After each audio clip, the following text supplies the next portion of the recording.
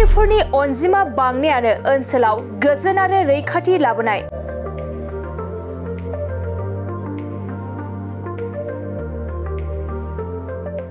टुरिस्टनि अनजिमा बांनाय माने बेवहाय गोजोन आरो रैखाथिया बांनाय।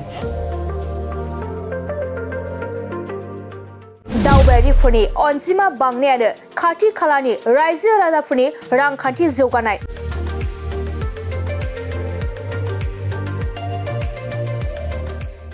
दा बड'लेण्ड ओनसोलाव गोजोन आरो रैखाथिया बांनाय लोगो लोगोनो टुरिज्माबो बांगासिनो दङ आरो बेजों जोंनि रांखान्थि जौगानायाव आरो ओनसोलनि खाथि खाला ओनसोलनि नखरफोरनि रांखान्थि जौगानायाव जथेस्थ' मदद जागोन।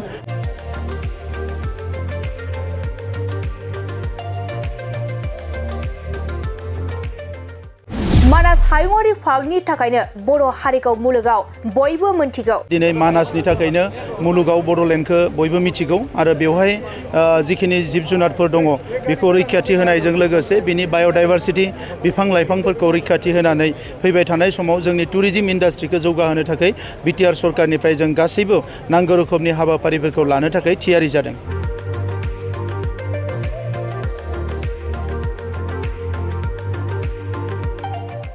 बेफोर बाथ्राखौनो बुंदों बिटिआरनि गाहाय खुंगिरि प्रमद बर'आ।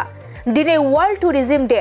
मुलुगनाङैनो बे वर्ल्ड टुरिज्म डेखौ फालिनाय बायदिनो दिनै बिटिआर सरकार आरो आसाम सरकार जथाय मानास हायुङारि पार्कआ वर्ल्ड टुरिज्म डेखौ फालिदों।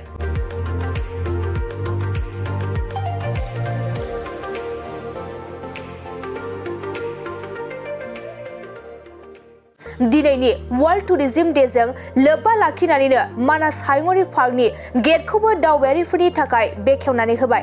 बे वर्ल्ड टुरिज्म डेजों लोब्बा लाखिनानै बिटिआरनि गाहाय खुंगिरि प्रमद बर'आ बाक्सा जिल्लानि मानास नेशनेल पार्कआव नुजाथि होयो।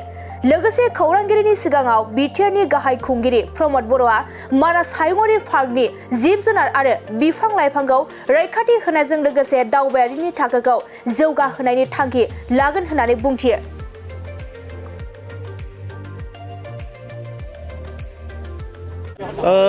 दिनै वर्ल्ड टुरिज्म सान आरो बे वर्ल्ड टुरिज्म सानजों लोब्बा लानानै आसाम टुरिज्म आरो बड'लेण्ड टुरिज्म खौसेयै बेवहाय मानासाव वर्ल्ड टुरिज्म डे खुंनाय जादों आरो बेजों लोगोसे दिनै मानासनि गेटखौ बेखेवनायजों लोगोसे बेवहाय माखासे हाबाफारि लानाय जादों।